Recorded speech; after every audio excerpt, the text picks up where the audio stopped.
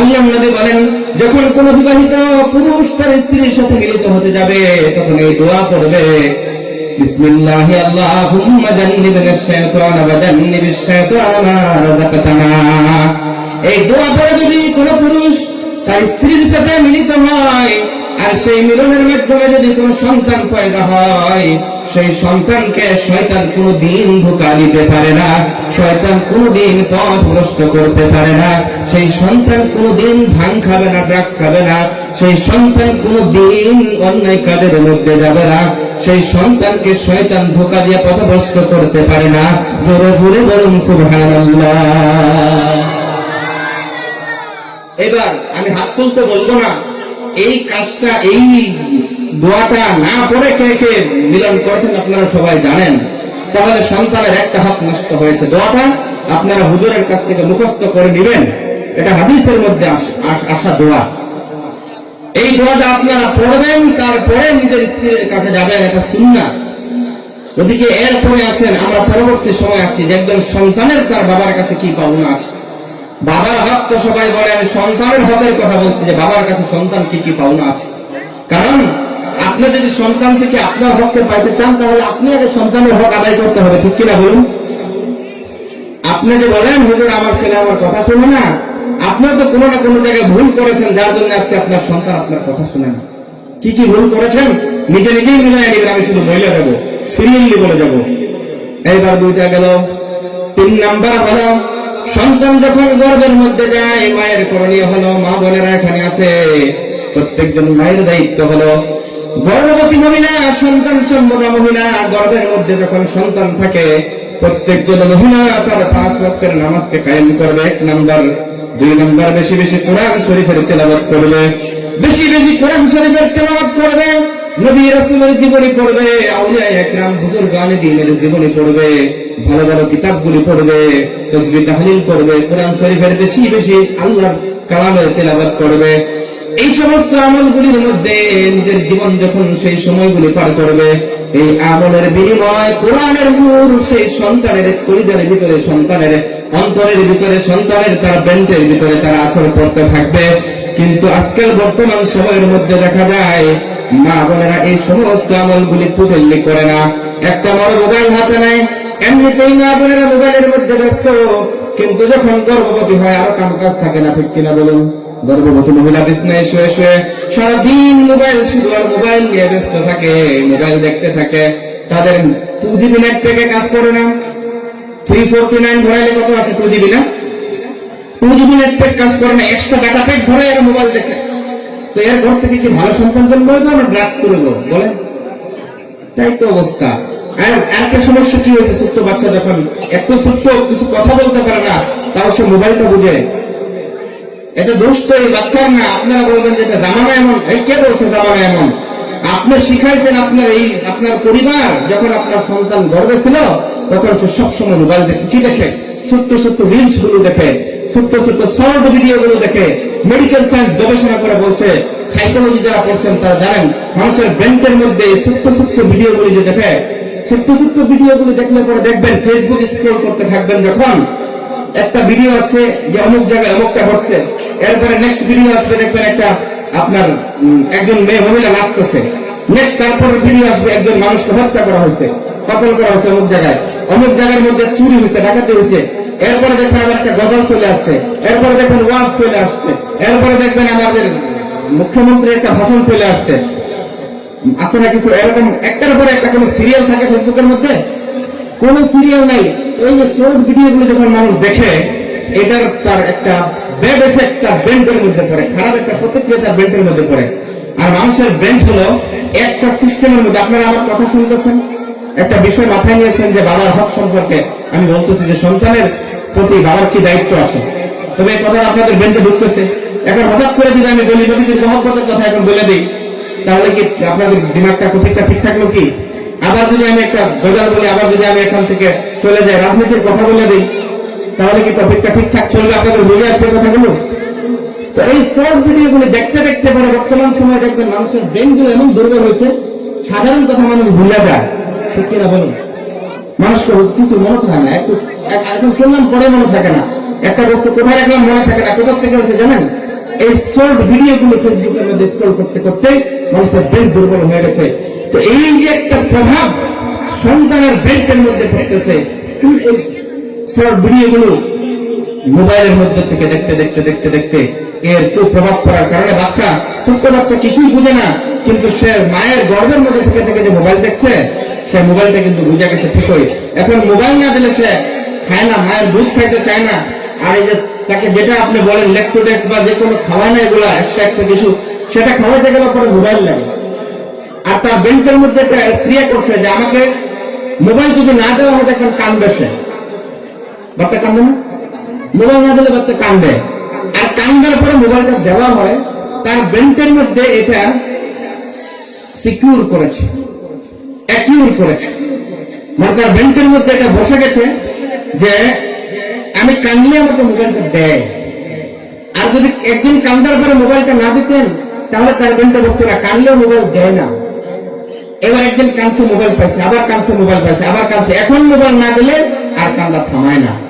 এই যে সিস্টেমটা আপনারা চালু করেছেন, এজন্য আল্লাহ নবী বলেছেন কুল্লু মাউলুদিন ইউলাদু আলাল ফিতরা ফাআবাওয়াহু ইউহাউইদানিহি আও ইউনাসসিরানিহি আও ইউমাজ্জিসানিহি কামাসালিল বাহিমাতি তুনতাজিল বাহিমাতা হাল তারা ফিহা জাদাউ। প্রত্যেকজন সন্তান তার ফিতরতের উপর জন্ম নেয়, প্রত্যেকজন সন্তান ইসলাম নিয়ে ভালোর মধ্যে জন্ম নেয়, কিন্তু তার মা বাবা তাকে ইহুদি বানায়, তার মা বাবা তাকে নাসারা বানায়, তার বাবা ভাই তাকে মজুসি বানায়। তোমরা কি দেখো না যে পশুর ঘর থেকে পশু জন্ম নেয়, যেভাবে পশু তার সন্তানকে প্রসব করে, তার বাচ্চাকে প্রসব করে, সেই পশুর মতোই আচরণগুলো শিখে। তার মধ্যে কোন পশুর বাচ্চার কোন কমি থাকে কি? থাকে? আল্লাহ নবী বলছেন গরুর পেট থেকে গরু জন্ম হয়ে গরুর মতোই আচরণগুলো শিখে, গরুর মতোই ঘাস খাওয়া শিখে, গরুর মতোই সবকিছু শিখে। তাকে কেউ শিখায় কি শেখায়? তো আপনি তো এটা ভুল করলেন, একটা ইজাজত নিলেন, ডাইরেক্ট যাওয়া শুরু করলেন। আচ্ছা ঠিক আছে, প্রথমবার তো এমনি যাবেন না, ইজাজত নিয়ে যাবেন। এই আবার যুবকরা রাস্তার মধ্যে বসছে, ভাই তোমার রাস্তার মধ্যে বসছে যে এটা কোন শিখছো, কে শিখাইছে?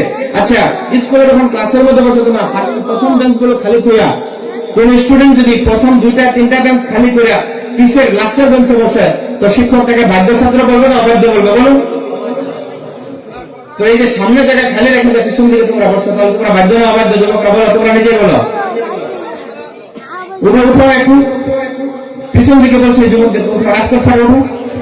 এদিকে জায়গা খালি, মানুষ বসতে পারতেছে না। আচ্ছা আমি আপনাদের এখানে বক্তা হিসেবে বসি না, ধরুন আমি টিচার হিসেবে বসছি। তো এখন শিক্ষকের কথা ছাত্র মানলে সেই ছাত্র বাধ্য না অবাধ্য? বুঝতেছেন না কথা? তো আমি আপনাদেরকে তো কিছু কোরআন হাদিসের কথা শিখাইতেছি, বলতেছি না, আপনারা শুনতেছেন। এই সময়ের জন্য মানুষ আপনার স্টুডেন্ট আর আমি টিচার, তো আপনারা আমার কথাগুলো মানতে হবে, হ্যাঁ না বলবেন, আমার সাথে বলবেন কিনা বলুন। আমি মুরব্বীদেরকে বলছি না, যুবকদেরকে বিশেষ করে বলছি, যুবকরা কিন্তু বলতে হবে। তো আমি বলতেছিলাম যে এই যে মোবাইল, মা বোনদের খেদমতে বলতেছিলাম যে যারা গর্ভবতী মহিলা তারা মোবাইলটা ব্যবহার করবে না, তারা আল্লাহর কালামের বেশি বেশি তেলাওয়াত করবে। তারা যদি আল্লাহর কালাম তেলাওয়াত করত, তারা যদি কোরআনের নূর তাদের ভিতরে ঢুকাইত, সেই কোরআনের নূরের আসর তার সন্তানের ভিতরে পড়ত, সন্তানের ব্রেনের মধ্যে পড়ত, সেই সন্তান কোনদিন অসৎ সন্তান হইত না। তারা যদি ভালো কাজ করত, তারা যদি নেক কাজ, তাসবিহ তাহলিল সুবহানাল্লাহ আলহামদুলিল্লাহ আল্লাহু আকবার, এই তাসবিহগুলি যদি পড়তে থাকতো, তারা যদি ফজরের নামাজ পড়ে সূরা ইয়াসিন তেলাওয়াত করত, তারা যদি মাগরিবের নামাজ পড়ে সূরা ওয়াকিয়া তেলাওয়াত করত, তারা যদি হর হালতে সর্বসময় আউলিয়া একরামের আম্বিয়া একরামের জীবনীগুলি তেলাওয়াত পাঠ করতে থাকতো, পড়তে থাকতো, তাহলে সেই নবীদের চরিত্র, সেই আউলিয়াদের চরিত্র তার সন্তানের ব্রেনের মধ্যে এমন ভাবে প্রভাব পড়ত, সেই সন্তান এমনিতেই ভালোর দিকে যাইত। সন্তান যখন বড় হইত, আস্তে আস্তে করে সেই সন্তান ভালো সন্তান হয়ে যাইত। জোরে বলুন সুবহানাল্লাহ। তাহলে মার দায়িত্ব হয়ে থাকলো, সন্তান যখন গর্ভের মধ্যে আসবে, আমি মাদের খেদমতে আরজ করবো, আপনারাও গিয়া বাড়িতে বলবেন তারা যেন মোবাইল থেকে একটু দূরে থাকে, বেশি বেশি দিনই আমলগুলি যেন করে। এরপর সন্তান যখন জন্ম হবে, জন্মের সময় সেই সন্তানকে জন্ম হওয়ার পরে সঙ্গে সঙ্গে তার কানের মধ্যে আযান দিবে, ডান কানের মধ্যে আযান দিবে, বাম কানের মধ্যে ইকামত দিবে। আল্লাহর নবী বলেছেন আযান আর ইকামত যদি দেওয়া হয়, আযানের মধ্যে 12টি শব্দ আছে। কয়টা শব্দ? 12টা শব্দ আছে।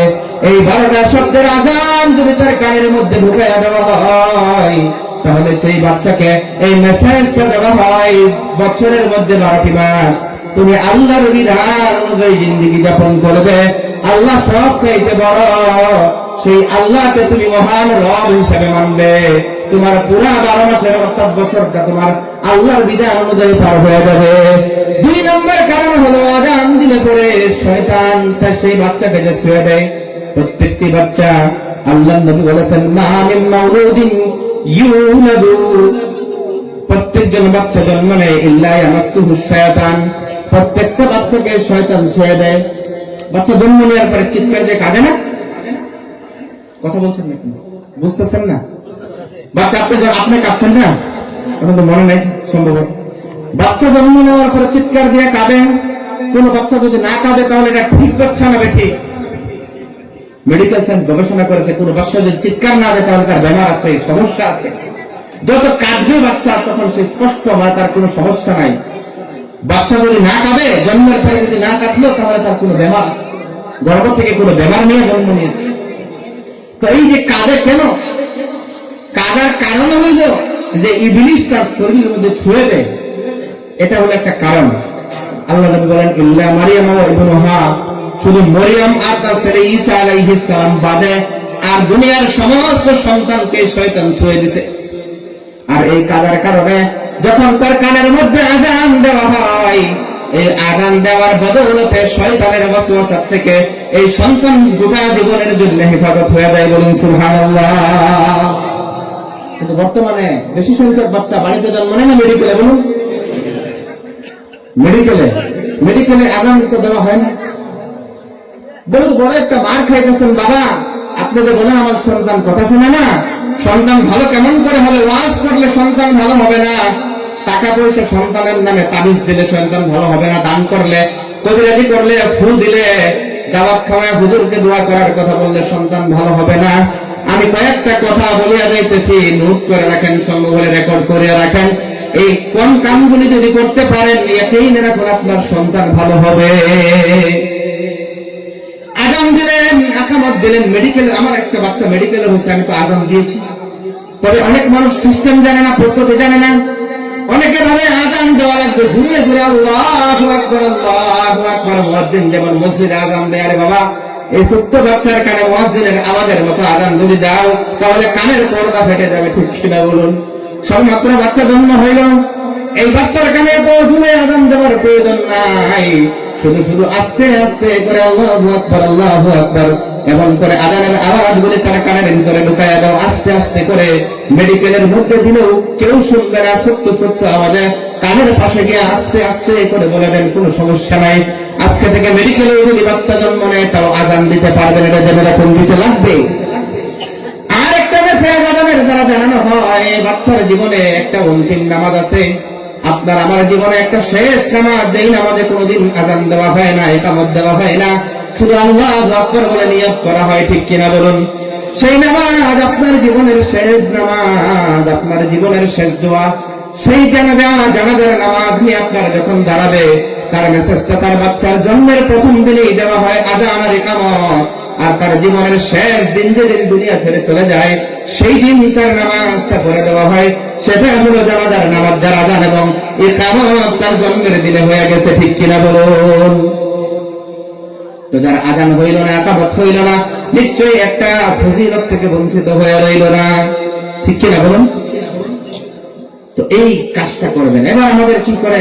আযানের তো খবর নাই। বর্তমান সময় যেটা দেখা যায়, বাচ্চারা জন্ম নিতেই একটা ফটো উঠায়, ফটোটা ফেসবুকে আপলোড দিয়ে বলে দোয়া করবেন আমার একটা বাচ্চা হয়েছে, ঠিক কিনা? ফেসবুকের মধ্যে দোয়া চায়। সর্বপ্রথম ফটো একটা মেরে, আরে বাবা, ফটো যে তোলেন আপনি, অনেক মানুষ তো বুঝে না, ফ্ল্যাশ অন করে ফটো উঠায়। ফ্ল্যাশ যেটা মোবাইলের যেটা লাইট, এই ফ্ল্যাশ অন করে যদি কেউ ফটো উঠায়, আপনি জানেন না ছোট্ট বাচ্চার চোখের মধ্যে যদি এর পাওয়ারটা পড়ে, আপনার চোখে মারলো তো আপনি চোখ বন্ধ করে দেন। মোবাইলের এটা ফ্ল্যাশের পাওয়ার আছে না, ছোট্ট বাচ্চার চোখের জিন্দিগির জন্য দৃষ্টিশক্তি হারায় ফেলতে পারে। এই ভুল জীবনে কেউ করবেন না। ঠিক কিনা বলুন? জীবনের জন্য তার দৃষ্টিশক্তি হারাইতে পারে। বাচ্চা এইমাত্র মায়ের গর্ভ থেকে আসলো আর আপনি 5 অন করে ফটো মারছেন। সেই ফটো মারছেন, আপনি তো ভাবছেন ফেসবুকে দিব, আমি বহুত বড় একটা ভালো কাজ করব, কিন্তু এটা কখনোই ভালো কাজ না ভাই। বর্তমান সময়টি এমন জটিল হয়ে গেছে, মানুষ দোয়া চায়, কোথাও এখান থেকে বাইরে যাবে দোয়া চায় ফেসবুকে, কোন সমস্যায় পড়ছে ফেসবুকে দোয়া, সবকিছু ফেসবুকে, উমরায় যাবে ফেসবুকে, হজে যাবে ফেসবুকে অ্যাডভার্টাইজ করে। হজ একটা ইবাদত, ফেসবুকের মধ্যে আপনার অ্যাডভার্টাইজমেন্ট করার কোনো প্রয়োজন নাই। যে কোনো সমস্যা মানুষ ফেসবুকে আপলোড দেয়, ঠিক কিনা বলুন? এগুলো করবেন না, এগুলোর দ্বারা আমাদের আপনার কোনো লাভ হবে না। মানুষ স্বামী স্ত্রীর ঝগড়া পর্যন্ত ফেসবুকের মধ্যে করে। হাইরে মানুষ, কি অবস্থা শুরু হয়ে গেল বর্তমান সময়ে, আল্লাহ হেফাজত করো। তবে যেটা কাজ ছিল, বাচ্চা জন্ম হওয়ার সাথে সাথেই তার কানের মধ্যে আজান দেওয়া। এরপরে যারা দেখতে যাবেন, বাচ্চা দেখতে যান, তাদের জন্য একটা দায়িত্ব আছে, তাদের জন্য কাম হলো তারা বরকতের জন্য দোয়া করবে। তারা দোয়া করবে, আল্লাহ তুমি এই বাচ্চাকে, বাচ্চার মা বাবাকে তুমি বরকত দাও। এবার বাচ্চার যখন 7 দিন বয়স হয়ে যাবে, এর আগে একটা কাজ আছে, সেটা হল তাহনিক। তখনই এর সাথে সাথে অল্প পরে তাহনিক করানো লাগবে। তাহনিক বলা হয়, একজন বাচ্চাকে একজন বুজুর্গ মানুষের যে মুখের মধ্যে খেজুর অথবা মধু অথবা মিষ্টি কোনো জিনিস, বিশেষ করে খেজুরের কথা হাদিসের মধ্যে আসছে, একজন বুজুর্গ আল্লাহওয়ালা মানুষের মুখ থেকে চাবায়া খেজুর তো দিতে পারবেন না, একটু লালা, সেই মিষ্টি লালাটুকু সেই বাচ্চার মুখের মধ্যে দিয়ে দেন। এটা কেন দেওয়া লাগে? 2টা ফায়দা আল্লাহ নবী বলেছেন। এক নাম্বার হলো বাচ্চা যখন জন্ম নেয়, জন্ম হওয়ার সাথে সাথে তার মায়ের গর্ভের ভিতরে একটা পাইপের সঙ্গে তার সম্পর্ক থাকে। জন্মের সাথে সাথে সেই পাইপটা কেটে দেওয়া হয়, ঠিক না? মায়ের গর্ভে মায়ের রেহেমের সাথে একটা পাইপের কানেকশন থাকে, যেটা দিয়ে তার সমস্ত নিউট্রিশন গুলো, তার খাদ্য বস্তুগুলো আল্লাহ রাব্বুল আলামিনের কুদরতে যোগান ধরা হয়। কিন্তু যখন বাচ্চা জন্ম নেয়, চিৎকার দিয়ে কাঁদে, কিন্তু সেই পাইপটা কেটে দেওয়া হয়, তখন সেই বাচ্চা দুর্বলতা ফিল করে, দুর্বলতা অনুভব করে, তার শরীরে শক্তি থাকে না। মেডিকেল সায়েন্স গবেষণা করেছে এবং এর উপর স্বীকৃতি দিয়েছে, যখন তাহনিক করা হয়, তার মুখের মধ্যে যখন সেই বুজুর্গের মুখের সেই খেজুরের মিষ্টি মিশ্রিত লালা দেওয়া হয়, তখন সেই বাচ্চার শরীরে তার এনার্জি আবার ঘোরায় পায়। বলুন সুবহানাল্লাহ। 2 নাম্বার হলো, এই বাচ্চার ভিতরে সেই বুজুর্গের মুখের লালা দেওয়ার কারণে আল্লাহ নবীর জামানার মধ্যে নবীজির মুখের লালা সাহাবাদের মুখের মধ্যে, সাহাবাদের বাচ্চা যখন হইতো, নবীজির জবান থেকে হযরত আসমা বিনতে আবু বকর সিদ্দিক রাদিয়াল্লাহু তাআলা আনহু, তিনার যখন আব্দুল্লাহ ইবনে ওমর জন্ম নিল, তখন নবীজির জবান থেকে, নবীজির মুখ থেকে চাবানো খেজুরের লালা তার মুখের মধ্যে দিয়েছিল। তিনি গর্ব করে বলতেন, আব্দুল্লাহর জবানে, আব্দুল্লাহর কলি পেটের ভিতরে সর্বপ্রথম আমার নবীর মুখের লালা গেছে। বলুন সুবহানাল্লাহ। তো এটা দিনে পরে সেই বাচ্চা নেককার হওয়ার সম্ভাবনা থাকে। তো তাহনিক করাবেন। 7 দিন যখন বাচ্চার বয়স হয়, 7 দিনের দিনে 3টা কাজ করা লাগে। কয়টা বুঝতেছেন না আপনারা? 7 দিনের দিনে কয়টা কাজ করা লাগবে? 3টা কাজ করা লাগবে 7 দিনের দিনে। 1 নাম্বার হলো বাচ্চাকে হলক করবেন, তার মাথার চুলগুলি খোঁড়াবেন। মাথার চুলগুলি খোঁড়ায়া স্বর্ণকারের দোকানে নিয়ে যাবেন, বান্নার দোকানে, স্বর্ণকারের দোকানে নিয়ে সেই স্বর্ণকারের দোকানের মধ্যে 1 পাল্লার মধ্যে চুল রাখবেন, আর 1 পাল্লার মধ্যে যদি ধনী মানুষ স্বর্ণ রাখবেন, আর কিছু গরিব হইলে রূপা। বুঝতেছেন? 1 পাল্লার মধ্যে চুলগুলি রাখলেন, আর 1 পাল্লার মধ্যে এই চুলের বরাবর ওজন রূপা অথবা সোনা রাখেন অথবা রূপা রাখেন, যার যেটা সামর্থ্য আছে রাখিয়া এটা সৎকার করিয়া দেন, গরিব মিসকিনকে দান করে দেন। 1 নম্বর কাজ। 2 নম্বর কাজ হলো সেই বাচ্চার একটা সুন্দর নাম রাখবেন, সুন্দর একটা নাম রাখবেন, ভালো নাম। আল্লাহর কাছে সুন্দর নাম হলো আব্দুল্লাহ, আব্দুর রহমান, এমন ভাবে যেগুলো নাম সাহাবাদের আছে, যেগুলো নাম নবী রাসূলগণের ছিল, যেগুলো নামের ভালো অর্থ। এবার নাম রাখে আমাদের মানুষ বর্তমান সময় উলামায়ে কেরামকে জিজ্ঞাসা করে না, গুগলকে জিজ্ঞাসা করে, ভাই একটা নাম রাখতাম আমার বাচ্চা হয়েছে, গুগলে তো করে দেয় নাম। এবার ঠিক না, গুগল থেকে নাম রাখে। এবার সমস্যা কোথায় হয় জানেন? আমি আপনাদেরকে উদাহরণ দিলে বুঝবেন যে আরবি কোরআনের মধ্যে থাকলে, কোরআনের মধ্যে জাহান্নাম শব্দ আছে, তবে আপনার ছেলের নাম কি কেউ জাহান্নাম রাখছে? তো আরবি শব্দ কোরআনে থাকলেই পরে এই নাম রাখা যাবে। ওলামায়ে কেরাম তো বুঝবে এটা। এবার আপনি তো জানেন না, গুগলকে জিজ্ঞাসা করলেন, গুগল বলে দিল, একটা নাম রেখে দিলেন। একজনে তার ছেলের নাম রাখছে রব্বুল ইসলাম, রব্বুল ইসলাম। এবার উলামায়ে কেরাম তো বুঝছে এর অর্থ কি, ইসলামের রব। এটা মানুষের নাম রাখা অবৈধ, হারাম। ইসলামের রব একজন মানুষ হতে পারে না, পারে কি? রব্বুল আলামিন, এটা কোরআনের মধ্যে আছে। একজন নাম রেখে তার ছেলে রব্বুল আলামিন। এবার রব্বুল আলামিন নাম রাখছে, জিজ্ঞেস করছে ভাই তুমি যে রব্বুল ইসলাম নাম রাখলা কেন? বলে এটা তো কোরআন আছে না রব্বুল ইসলাম, এটা তো আমি মোবাইল থেকে দেখে নিয়েছি, এটা তো আরবি নাম। তো এরকম নাম রাখলে কি হবে? না, আপনি নিজে ডিসিশন নেবেন, ওলামায়ে কেরামকে জিজ্ঞাসা করে একটা ভালো নাম রাখেন। আর বর্তমান সময়ে ভালো নাম দিলে মানুষের ভালো লাগে না, তো হুজুর একটা মডার্ন নাম দেন, একটু আনকমন নাম লাগে, যেই নামটা নাকি নাই, এমন একটা নাম লাগে যেই নামটা নাকি আনকমন, একটু স্ট্যান্ডার্ড হইতে লাগে। আর একটা সমস্যা হলো, যদি একটু উচ্চ শ্রেণীর মানুষের, কেউ খারাপ পাবেন না, একটু ধনী শ্রেণী, উচ্চ শিক্ষিত, তাহলে নাম রাখে এমন লম্বা নাম রাখে। আমাদের আসামের মানুষের নামগুলো বেশি লম্বা, যারা ইউপিতে দিল্লিতে যারা লেখাপড়া দেওবন্দ সাইডে করেছে তারা জানেন, তাদের নাম ইয়াহিয়া, আনাস, নাসির, এরকম ছোট্ট ছোট্ট নাম, আর কিছু নাই, শুধু ইয়াহিয়া ইয়াহিয়া, আনাস আনাস, এতটুকু নাম। আর আমাদের এখানে নাম রাখে আদিবা আক্তারা ফারিহা রহমান, মেয়ের নাম রাখছে আদিবা আক্তারা ফারিহা রহমান। দেখেন লেখতে তো সমস্যা, ফর্মটা ফিল আপ করতে গেলে সমস্যা হবে। এটা বর্তমান সময়ের সমস্যা। এটা প্রয়োজন না, ভালো একটা অর্থ দেখা সুন্দর একটা নাম রাখেন, যেটার অর্থ ভালো, বুঝছেন তো? সুন্দর একটা নাম রাখেন, কেন? আল্লাহ নবী বলেছেন ইউদআউনা ইয়াওমাল কিয়ামাতি বিআসমাইকুম ওয়া আসমাই আবাইকুম। কিয়ামতের দিন আল্লাহ রাব্বুল আলামিন তোমার নাম ধরে, তোমার বাবার নাম ধরে ডাকবে। সেই দিন যদি তোমার নামটা খারাপ নাম হয়, তোমার কিয়ামতের দিন কোটি কোটি মানুষের সামনে লজ্জা অনুভব হবে, ঠিক কিনা বলো? এজন্যই একটা ভালো নাম রাখা দরকার। দুইটা গেল, কয়টা গেছে? 7 দিনের দিনে কয়টা কাজ ছিল? কথাই কয় না। আপনার রোজা আসলেন নাকি আজকে? সবে বরাত লাগছে নাকি? কয়টা গেছে? 2টা গেছে। 3 নাম্বার যেটা কাজ, 3 নাম্বার কাজ হলো আকিকা করা লাগবে। কি? আকিকা করা লাগবে। আকিকা বুঝছেন তো? আকিকা করা লাগবে মানে বাচ্চার নামে যদি ছেলে হয় তাহলে তার নামে 2টা ছাগল দিলে 2টা, গরু দিলে একটাই হবে। আর যদি মহিষ দেন হবে। কিন্তু ছাগলের কথা আল্লাহ নবী হাদিসের মধ্যে বলছেন, ছাগল দিলে একজন ছেলের পক্ষ থেকে 2টা ছাগল আকিকা করবেন, আকিকা। আর মেয়ে হইলে তার পক্ষ থেকে একটা ছাগল, বকরি করলে, গরু দিলে একটা হবে। এইবার আকিকা কেন করা লাগে? আকিকার সম্পর্কে আল্লাহ নবী বলছেন, লিকুল্লি গুলামিন রাহিনাতুন বিআকিকাতিহি, প্রত্যেকজন বাচ্চার সাথে আকিকা সম্পৃক্ত থাকে, সংশ্লিষ্ট থাকে, প্রত্যেকজন বাচ্চার সাথে আকিকা। আল্লাহ নবী অন্য হাদিসে বলেন আকিকা কবে করবে? কবে আকিকা করবে? 7 দিনের দিনে করে। 1 নম্বর, আল আকিকাতু তুযবাহু লি7, আকিকা 7 দিনের দিনে জবাহ করো। আউলি 14, যদি 7 দিনে সম্ভব না হয় তাহলে 14 দিনের দিনে করো। যদি 14 দিনের দিনে সম্ভব না হয় তাহলে আউলি 21, তাহলে 21 দিনের দিনে আকিকা করো। 7 দিন কেন বললেন নবীজি? দেখেন, আজকে থেকে 1500 বছর আগের কথা বলছি। নবীজি জানে এমন একটা জামানা আসবে সিজারিং ছাড়া বাচ্চা জন্ম হবে না। নবীজি জানছেন নাই? আল্লাহ হয়তো জানাইছে, এত মহাপণ্ডিত ছিল দেখেন, না হলে শুধু 7 দিন বলেই ক্ষান্ত হয়ে থাকতো।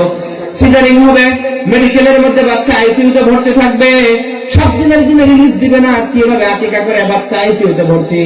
এবার 7 দিনের দিনে আকিকা করা সম্ভব হয় না। বাচ্চার মা অসুস্থ, সিজারিং হয়েছে, মেডিকেলের মধ্যে ভর্তি, 7 দিনে আকিকা করা সম্ভব হয় না। তাহলে 14 দিনের দিনে ইন্তজাম করো।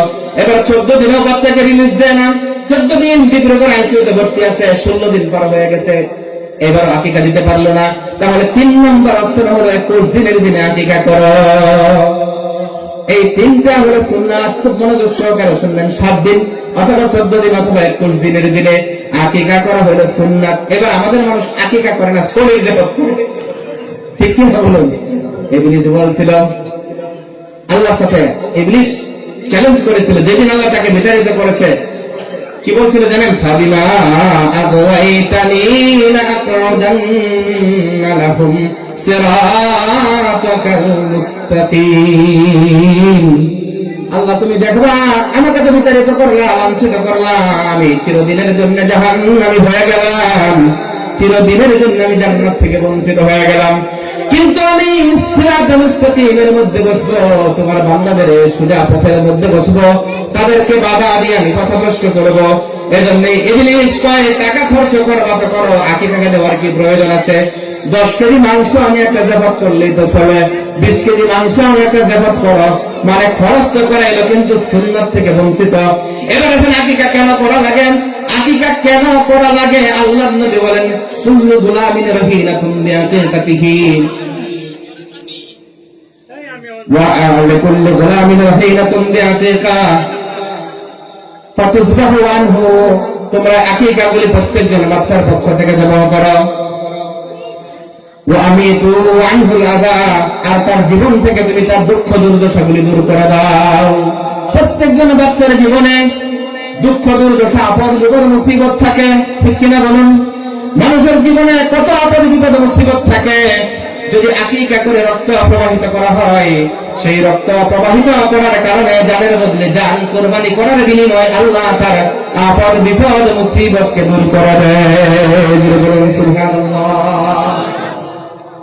এবার আজকে থেকে আকিকা সবাই করবেন তো ইনশাআল্লাহ? 3টা কাজে বলেছি, একটা হলো হলক করা, 7 দিনের দিনে 2 নম্বর সুন্দর নাম রাখা, 3 নম্বর আকিকা করা। এবার বাচ্চা 7 দিন হইল, একটু যখন বাচ্চা বড় হয়, যখন কথা বলা শুরু করে, বাচ্চা যখন একটু তার কথা জবানের 1-2টা কথা শেখা শুরু করে, কথা বলা শুরু করে, তার মধ্যে দুইটা গুণ মানুষ শিখে আর আহরণ করে, এটাকে বলা হয় লার্নিং এন্ড অ্যাকুইজিশন। যারা মানে পড়ছেন, আপনারা পেডাগজি যারা পড়ছেন সাইকোলজিতে অথবা এডুকেশনে, তারা বুঝবেন লার্নিং এন্ড অ্যাকুইজিশন মানে লার্নিং এর জন্য কিতাব, পাঠ্যক্রম, সিলেবাস, টিচার, স্কুল সিস্টেমের প্রয়োজন আছে লার্নিং এর জন্য, কিন্তু অ্যাকুইজিশনের কারণে এই জন্য এগুলো প্রয়োজন নাই। তো বাচ্চা যখন কথা বলা শুরু করে তখন সে অ্যাকুয়ার করে, আহরণ করে।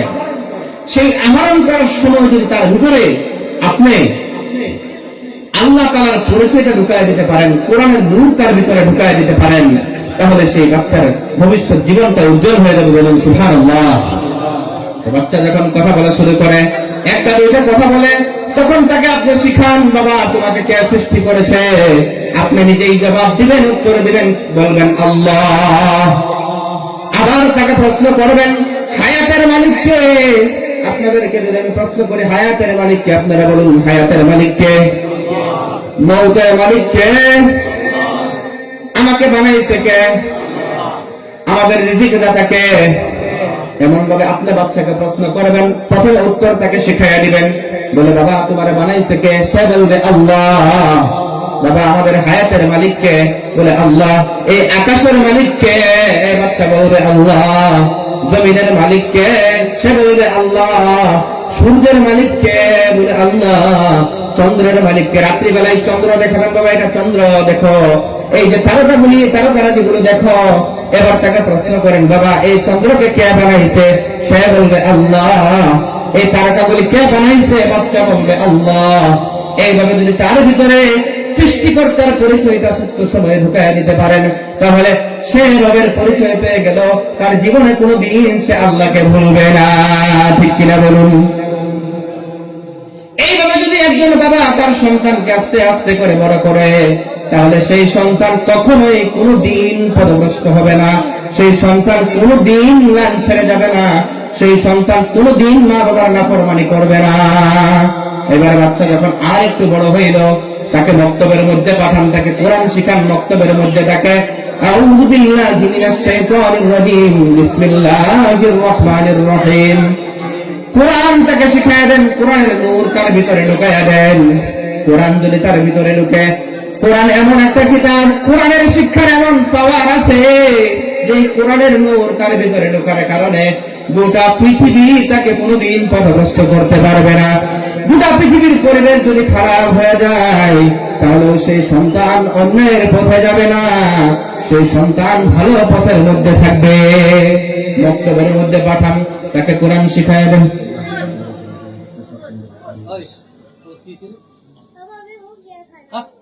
একটু জিকির করুন, লা ইলাহা ইল্লাল্লাহ, লা ইলাহা ইল্লাল্লাহ, লা ইলাহা ইল্লাল্লাহ, লা ইলাহা ইল্লাল্লাহ।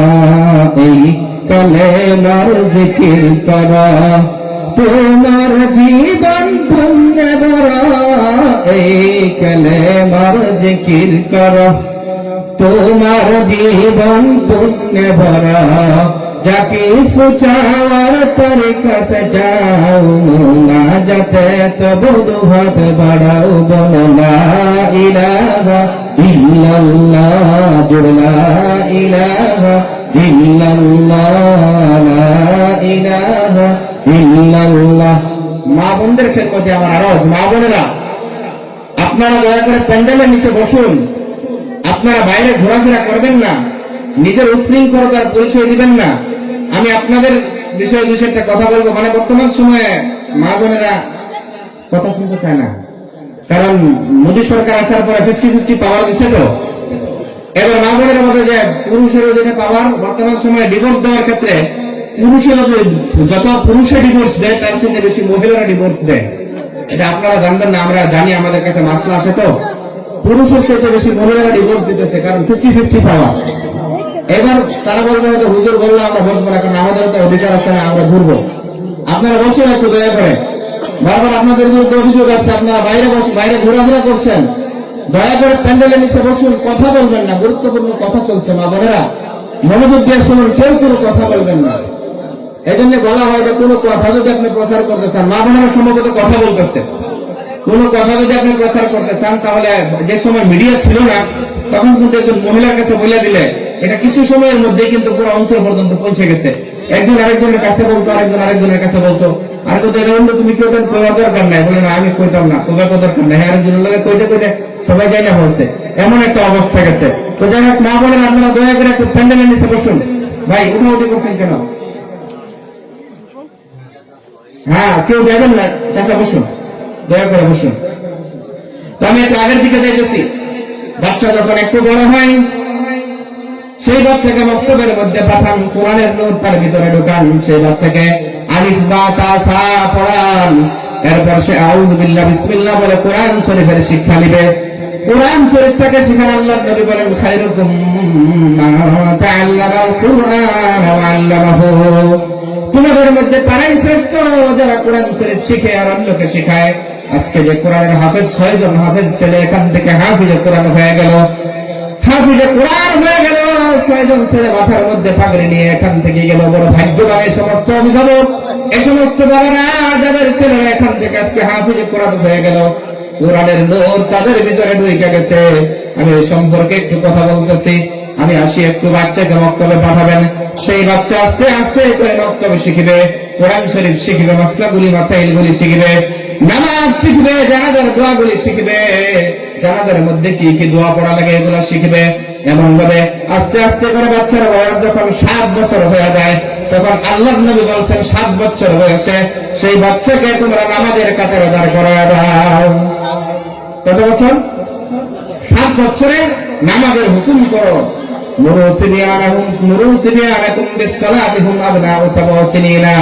তোমাদের বাচ্চাদেরকে তোমরা নামাজের আদেশ করো যখন তাদের বয়স 7 বছর হয়। যখন 10 বছর হয়ে যায় তখন মৃদু প্রহার করে হলেও, হালকা হালকা মারপিট করে হলেও তাদেরকে নামাজের কাতারে দাঁড় করায় দাও। আজকে আমাদের অঞ্চলে নামাজের সংখ্যা বেশি না বেনামাজের সংখ্যা বেশি? বলুন, আপনাদের মহল্লায় নামাজি বেশি না বেনামাজি বেশি? কেন? এই আমলটা হয়তো করেন না যে 7 বছরে। আচ্ছা, এখানে এমন কে বাবা আছেন যে 7 বছরে আপনার ছেলেকে আপনি নামাজের হুকুম করছেন, আর 10 বছর হইলে মারপিট করে হলে নামাজ পড়াইছেন? একটু দয়া করে হাত তুলেন, কে কে কাজটা করেছেন? বুকে সাহস থাকলে হাত তুলেন যে 7 বছরে আমার ছেলেকে নামাজের আদেশ করছি, আর 10 বছরে? কেউ তুললেন না? এই যে আমার বাবা তুলছে, মাশাআল্লাহ, আরেকজন তুলছে। কে কে? ভাই একটু দাঁড়ান তো দেখি, কি নাম আপনার? দাঁড়ান, একটু দাঁড়ান, কি নাম আপনার? সুরুজ আলী, মাশাআল্লাহ। বড় নেককার বাবা, আমার আব্বা হাত তুলছে যে এই জন্যই আমি নামাজি। কথা বলছেন তো? আমার আব্বা হাত তুলতে পারছে বলে আমি নামাজি। যদি 7 বছর থেকে আমাদের আদেশ না করতো, নামাজ এমন একটা ইবাদত যেটা প্র্যাকটিস করা লাগে, প্র্যাকটিস। একদিন ওয়াজ করলে মানুষ কখনো নামাজি হবে না। কারণ একটা সাইকোলজি বলে, লজিক বলে আপনারা বুঝবেন। 7 বছর বলছে, 7 বছর না? আচ্ছা আপনারা বলেন 7 বছরে কোন ছেলে বা মেয়ে বালিকা হয়, প্রাপ্তবয়স্ক হয়? কখনোই হয় না। তো নবীজি কেন 7 বছরের কথা বলছেন? নবীজি কেন জানে না যে 7 বছর একজন ছেলে বালিক হয় না? নিশ্চয় জানে। কেন বলছে? যে বালিক হওয়ার আগে থেকেই তাকে নামাজের প্র্যাকটিস করতে হবে, অন্যথা সে পরে নামাজি হবে না। বালিক হওয়ার পরে যদি তাকে বলা হয় তাহলে সে নামাজ কায়েম করতে হতে পারবে না। কিন্তু হজের কথা বলে নাই, রোজার কথা বলে নাই, যাকাতের কথা বলে নাই, অন্যান্য ইবাদতের কথা বলে নাই, শুধু নামাজের কথা বলছে। নামাজ 7 বছর থেকেই কায়েম করার অভ্যাস করতে লাগবে, তাহলে পরে বড় হইলে তারা নামাজি হবে। আজকে থেকে বাবা হিসাবে আপনার দায়িত্ব 7 বছরের একজন ছেলেকে, আপনি মেয়েকেও নামাজের কাতারে দাঁড় করাইয়া দেন। এবার সমস্যা কই বেড়ায় তো বুঝুন, আমি নামাজ পড়ি না, আমার পুলা নামাজ পড়বো করতে, ঠিক না? বাপ এই নামাজ পড়ে না, পুলা নামাজ পড়বো করতে, সমস্যা তো ওই জায়গা। কি হচ্ছে ভাই? ও ভাই, অন্য কোন কারণে বলবেন না। ওয়াদা করছিলেন কিন্তু ভাই, আইবেন, ঘুরে আইবেন না? নাই না এলে মোবাইল ফিরে যান। আচ্ছা, জুতা ফিরে গেছে না, বিশ্বাস করছি আমরা। তো কি বলছিলাম? 7 বছর হইলে আমাদের অভ্যাস করান, আর 10 বছরে মৃদু প্রহার করে হলেন আমাদের কাতারে দাঁড় করাইয়া দেন, এই 10 বছর পর্যন্ত। এরপরে আরেকটা কাম হইল, বিছনাটা আলাদা আলাদা করে দেন। যদি ছেলে মেয়ে আছে, ছেলে আছে, 10 বছর হইলে পরে তাদের বিছনাটা আলাদা করে দেন। এক বিছনায় ছেলে আর মেয়ে, ভাই বোন দুজনকে আর থাকতে দিবেন না। আপনাদের সাথে আর 10 বছরের ছেলে মেয়েকে রাখবেন না। বিছনাটা আলাদা আলাদা করে দেন, পৃথক পৃথক করে দেন। কেন করা লাগে? অনেক লম্বা কাহিনী আছে, ব্যাখ্যা করার সময় না, আমার অন্য কিছু আলোচনা করার দরকার আছে, এটা অন্যদিন জানেন। মোটামুটি 10 বছর হইলে পরে বিছনাগুলো আলাদা করে দেন। এরপরে যখন সেই ছেলে আরেকটু বড় হয়, আরেকটু বড় যখন হয়, তখন তাকে আপনার বর্তমান সময়ের সাথে মিলাইয়া সে বাইক চালাবে, বাইক চালানো তাকে শিখান, বাইক রাইডিং করা শিখাইয়া দেন। গাড়ি চালাবে, গাড়ি চালানো তাকে শিখান। এর সাথে সাথে তাকে শিখান পানির মধ্যে পড়লে পরে কিভাবে সাঁতার কাটতে হয়। বিশেষ করে ইলেকট্রিসিটি সম্পর্কে তাকে শিখান। বর্তমান সময়ে সব বস্তুগুলো ইলেকট্রনিক ডিভাইস, ইলেকট্রিসিটি সম্পর্কে তাকে শিক্ষা দেন। সেটা নবীজির জামানা হতো ছিল না, থাকলে নবীজি বলতো। নবীজি বলছেন তীর খেলা শিখাও, তাকে ঘোড়া দৌড়ানো শিখাও, পানির মধ্যে সাঁতার কাটানো শিখাও। সেগুলো সেই সময় ছিল। বর্তমান তীর খেলা শেখানোর কোনো দরকার নাই। কিন্তু ইলেকট্রনিক ডিভাইস গুলো কিভাবে চালাইতে লাগে, কারেন্টের বোর্ড গুলো কিভাবে চালাইতে লাগে, হঠাৎ যদি কাউকে কারেন্টে আক্রমণ করে, ইলেকট্রিসিটি ধরে, কিভাবে মেন সুইচটা কাটতে লাগে তাকে শেখাইয়া দেন। বাড়ির মধ্যে কোন জরুরিকালীন অবস্থার মধ্যে সেই সমস্যাগুলি কিভাবে সমাধান করা লাগে সেটা বাচ্চাকে শেখাইয়া দেন। বাইক কিনে দিয়েছেন 2,20,000 টাকা দিয়া, কিন্তু ড্রাইভিং রাইডিং শিখাইলেন না। এরপর ঈদের দিন বিকালবেলা নিউজের মধ্যে বাজে, অমুকের ছেলে অমুক বাইক চালায় অ্যাক্সিডেন্ট হয়ে মারা গেছে, ঠিক কিনা বলুন? সুন্নাত হলো প্রথম বাইক চালানো শিখাবেন, তারপরে তাকে বাইক কিনে দিবেন। কিন্তু টাকা আছে, বাইক কিনে দিলেন, কিন্তু নবীদের হাদিসটা জানলেন না। বাবা হিসেবে আপনার দায়িত্ব ছিল তাকে ড্রাইভিং শিখানো। বলে বাবা, বাইক 60 স্পিডের উপরে চালানো ঠিক না, অত্যন্ত জরুরি হলে পরে হাইওয়ে তুমি 80-তে চালাইতে পারো। এটা কেউ শিখাইছে? খালি করে ছেলেরা এত স্পিডে বাইক চালায় না। ভাই, তাকে তো শিখানো হয় না যে বাইক স্পিড চালাইতে লাগে না, শিখাইতে তো লাগবে। তো এই যে কিছু কামগুলো, এগুলো তাদেরকে শিখান কিভাবে মানুষের সাথে ব্যবহার করা লাগে, মুরব্বীকে কিভাবে সম্মান করা লাগে, ছোটকে কিভাবে মোহাব্বত করা লাগে। বাবা হিসাবে আপনাকে এগুলো শিখাইতে হবে। আপনার ছেলেকে নিয়ে সন্ধ্যার সময় বসে আপনি একটু সময় তাকে দিন, একটু সময় দেন, তার কথাগুলি শুনুন। ছোট্ট বাচ্চা দেখবেন প্রশ্ন করে, অনেক প্রশ্ন করে, সারাদিন অন্তত 100-200 করে প্রশ্ন করে, ঠিক না? অনেক প্রশ্ন করে। আপনি কি ভাবছেন এই প্রশ্নের সঠিক উত্তরগুলি যদি আপনি দিতে পারতেন তাহলে তার ব্রেনটা শার্প হয়ে যেত, সে কথাগুলি সঠিকভাবে তার ব্রেনটের মধ্যে বসাইতে পারত। ছোট্ট বাচ্চাটা প্রশ্ন করে, বাবা আব্বা এটা কি, আব্বা এটা কি, আব্বা এটা কিসের জন্য হয়েছে, আব্বা এটা কোথার থেকে আসছে, এমন প্রশ্ন করে না? তখন আপনি বিতৃষ্ণ হবেন না, ত্যক্ত হবেন না, তাকে ধমক দিবেন না, কখনোই দিবেন না। অনেক মানুষ বলে, এই কি জিজ্ঞাসা ওইটা বারে জিজ্ঞাসা, বারে এক কথা জিজ্ঞাসা, এই কথা কখনোই বলবেন না, তার মনটা ভেঙে যায়। সাইকোলজি পড়লে আপনি বুঝবেন, ছোট্ট বাচ্চার মনের মধ্যে অনেক আশা আর অনেক কিছু নিয়ে প্রশ্ন করে জানার তার কৌতূহল মনের মধ্যে জন্ম হয়। যখন তার বয়স 2 বছর পার হয়, 3-4 বছর থেকেই তার মনের মধ্যে এমন একটা কৌতূহল আছে, সে শুধু জানতে চায়, নতুন নতুন জানতে চায়। এটা কোথার থেকে হইলো, মোবাইলটা কেমনে হইলো, এই মাইকটা কোথার থেকে, আসমানটা কেমনে হইলো, এই পাহাড়টা কেন, এটা কেন, এটা কি, কোথার থেকে কি আসলো, সবকিছু প্রশ্ন করে একটা একটা করে জানার একটা ভাব তার মনের মধ্যে আসে। সেই সময়ের কথা আমি বলছি, সেই সময় যদি তার ভিতরে আপনি সঠিক ইসলামের জ্ঞানগুলো ঢুকাইয়া দিতে পারেন, তাহলে নিশ্চয়ই সেই ছেলে নেক সন্তান হবে। সময় দেন একটু। বর্তমান সময় দেখা যায় মা বাবা এমন ব্যস্ত জীবন যাপন করে, কর্মস্থলীতে, দোকানের মধ্যে এমন ব্যস্ত হয়ে আছে, নিজের সন্তানকে একটু সময় দেয় না। একটু সময় না দেওয়ার কারণে সেই ছোট্ট ছেলে অন্যের ছেলের সাথে সময় পার করে, সারাদিন অন্য খারাপ ছেলেদের সাথে ঘুরে তাদের চরিত্র নিয়ে আস্তে আস্তে করে বড় হয়। এজন্যই দেখবেন অনেক উচ্চ শিক্ষিত ছেলেরাও ভালো হয় না, অনেক উচ্চ শিক্ষিত চাকরিজীবী, কিন্তু তাদের ছেলেকে সময় না দেওয়ার কারণে তাদের ছেলেও পথভ্রষ্ট হয়ে যায়, ঠিক কিনা? তো সন্তানকে সময় দেওয়া লাগবে, তাদের মতামতের গুরুত্ব দেওয়া লাগবে, তার কথাগুলো শোনা লাগবে সুন্দর করে। বর্তমান সময় আরেকটা সমস্যা দেখা যায়, বাবার হাতে একটা মোবাইল, মায়ের হাতে একটা মোবাইল।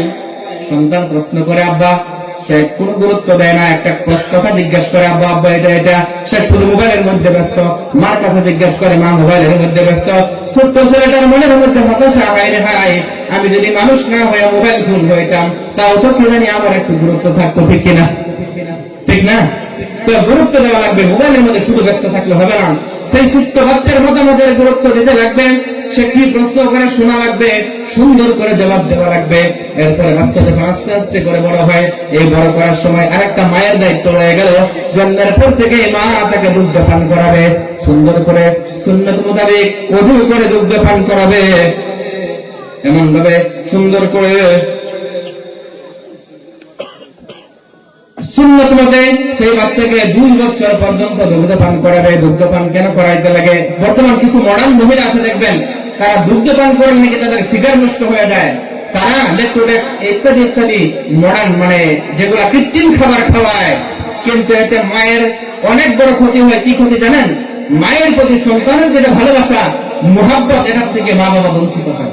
আল্লাহ বলছেন, ওয়ালিদাতু ইউরদি'না আওলাদাহুন্না হাওলাইনি কামিলাইনি লিমান আরাদা আন ইউতিম্মা আর-রাদাহ। 2 বছর পর্যন্ত দুগ্ধ পান করাবে। কতদিন ভাই? ইকোটা বাইকনাম কাছে কেন কেন? ইকোটা একটু কমাই দিলে ভালো হতো, ইকোটা একটু বেশি হয়ে গেছে।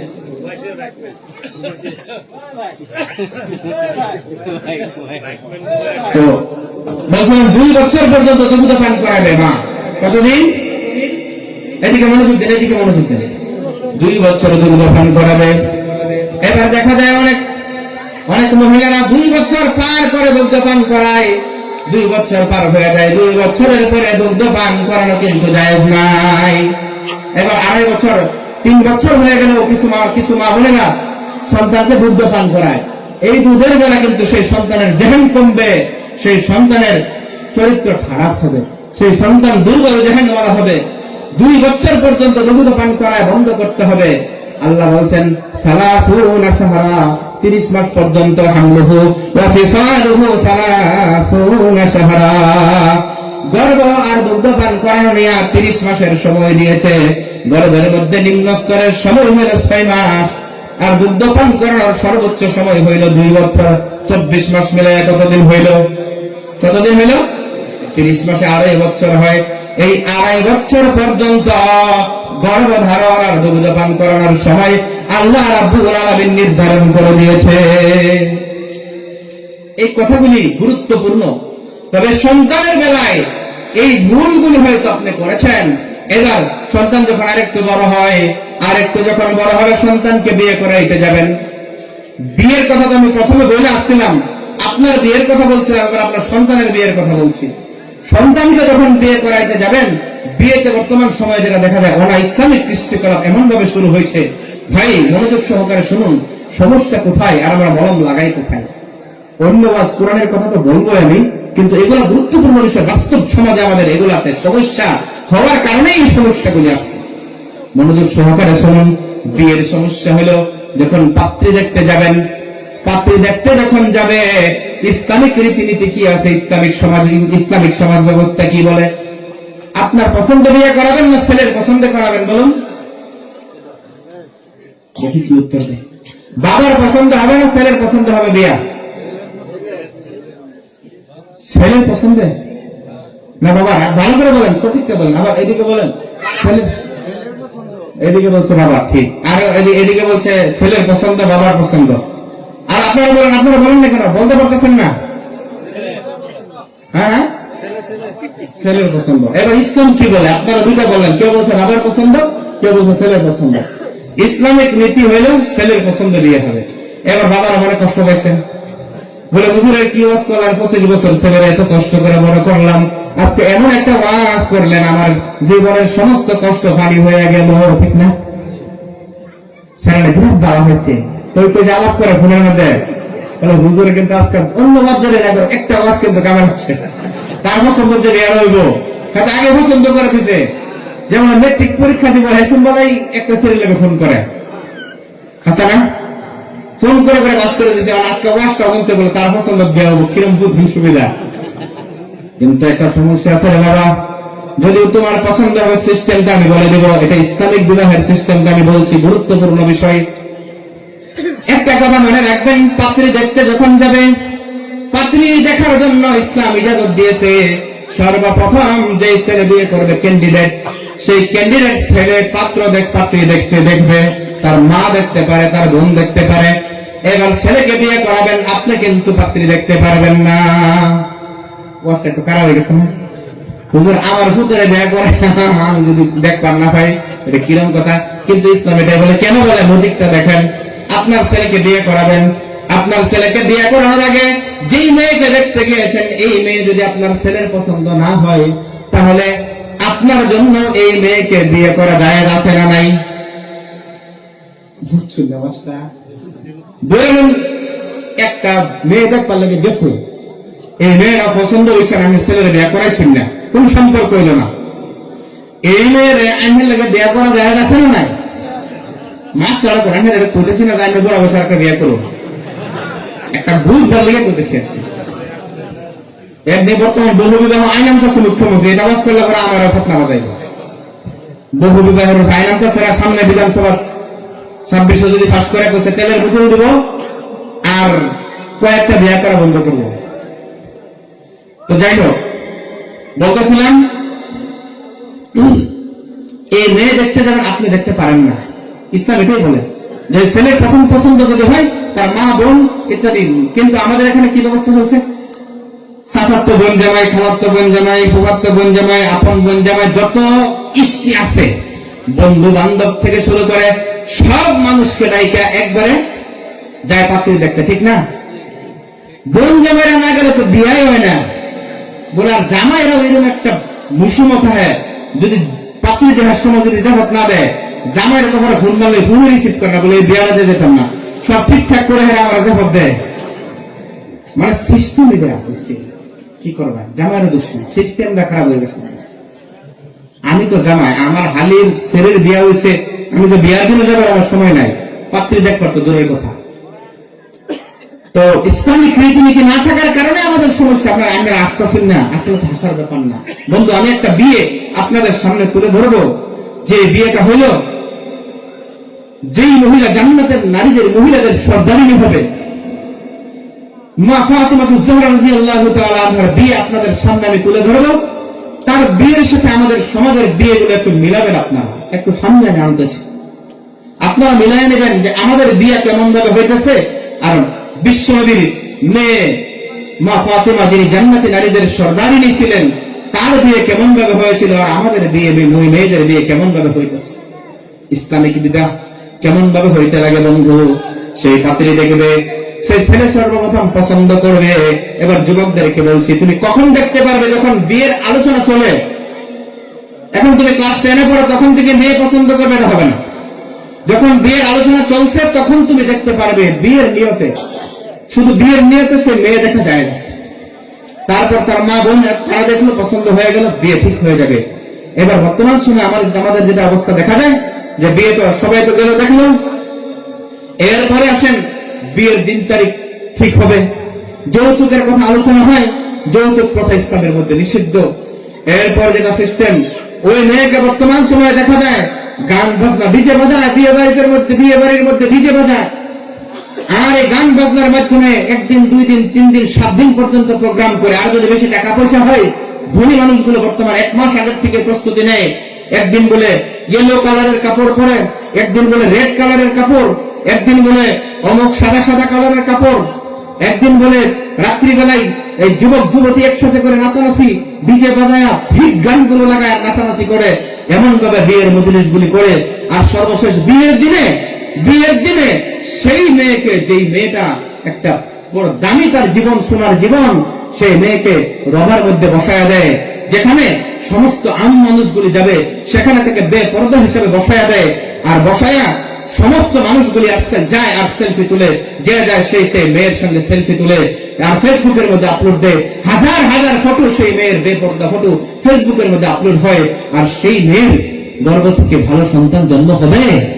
আপনারা বলুন না ভাই, হবে? এই যে অবস্থা হয়ে গেছে, একদিন হয়তো এই মেয়ে বুঝবে, একদিন হয়তো এই মেয়ে পর্দানিশীল হবে, একদিন হয়তো মেয়ে তওবা করবে, আল্লাহ আমার জীবনে ভুল করেছি, কিন্তু ফেসবুক থেকে হাজার হাজার মানুষের অ্যাকাউন্ট থেকে আপলোড দেওয়া সেই বেপরদা ফটোগুলো কে ডিলিট করবে?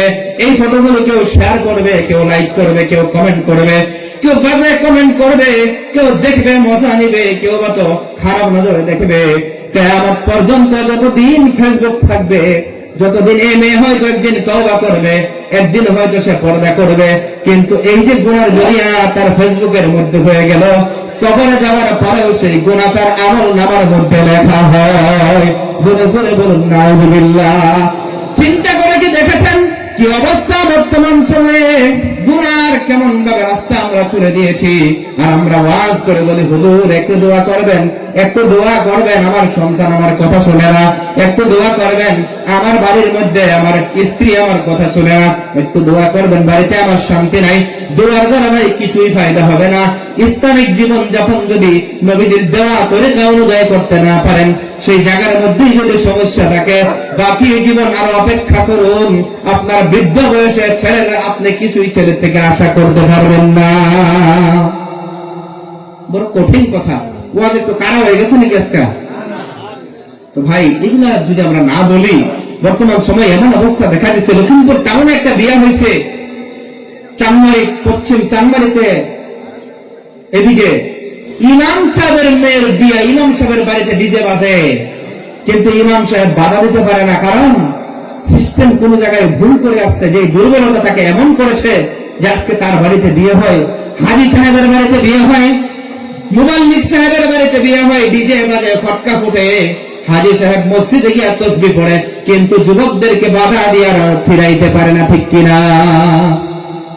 শিক্ষিত মানুষের বাড়িতে বিয়ে হয়, উচ্চ শিক্ষিত মানুষ, মুরব্বীর কথা তার ছেলেরা শুনে না, তার কথার আজকে কোনো দাম নাই, তার বাড়িতে ডিজে বাজে, নাচানাচি হয়, মুরব্বী মসজিদে গিয়া বসে বসে কান্দে, কিন্তু এই কান্দার কোনো কাম হয় না।